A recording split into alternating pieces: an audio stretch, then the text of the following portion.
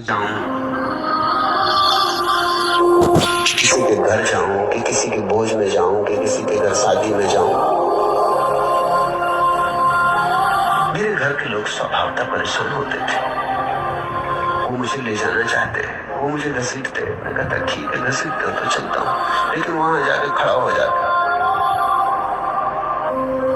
लोग पूछने लगते क्या बात है।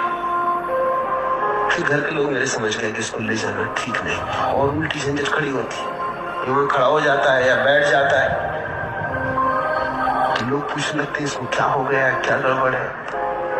वो मुझे ले जाना छोड़ दिए। पहले मुझे भेजते थे इसी ख्याल से, दयावश, कि बाजार जाए, कुछ सब्जी खरीद लाए, कुछ सामान चाहिए तो ले आए। नहीं तो ये जिंदगी सीखेगा कब और कैसे। मेरी मुसीबत थी कि मैं अगर बाजार जाऊं और उन्होंने कहा मुझसे कि जाओ अजवाइन खरीद लाना, तो मुझे अजवाइन भूल जाए।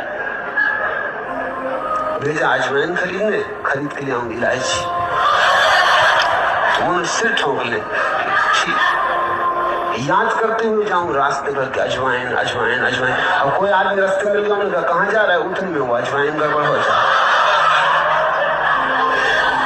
फिर घर लौट के आना पड़े।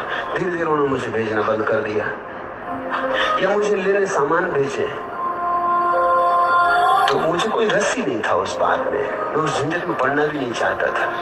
जैसे वो मुझे भेजेंगे जाओ केले खरीद लाओ, तो मैं जाऊं केले के दुकानदार से पूछूं सबसे कीमती और अच्छा केले कौन से। अब वो दुकानदार सब जानते थे मुझे कि वो रद्दी से रद्दी सड़े गले केले मुझे पकड़ाने की, ये सबसे ज्यादा कीमती। मैं कहूँ बस ठीक है।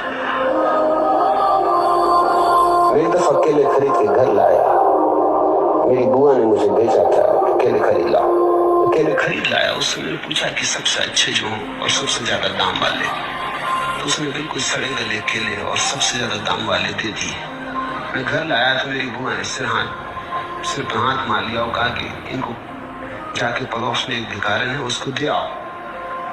ठीक है, मैं गया भिखारन को, भिखारन ने मुझसे बोली फेंक दो कुएं में, इधर कभी इस तरह की चीज मत लाना। मैंने कहा ठीक है, मैं कुएं में फेंक आया। धीरे धीरे घर के लोग समझ गए कि ये, और मुझे पहले से पक्का पता था कि आखिर में मुझे क्या करना है, कुछ नहीं करना है, तो अभ्यास भी क्यों करना, ना करने का अभ्यास कर रहा था। फिर तो ऐसी बात आ गई कि मैं घर में बैठा रहता, मेरी माँ मेरे सामने बैठी और वो कहे यहाँ कोई दिखाई नहीं पड़ता, किसी को सब्जी लेने भेजना है, और मैं सामने बैठा हूँ। वो कहे यहाँ कोई दिखाई नहीं पड़ता। मैं कोई दिखाई तो मुझे भी कोई नहीं पड़ रहा।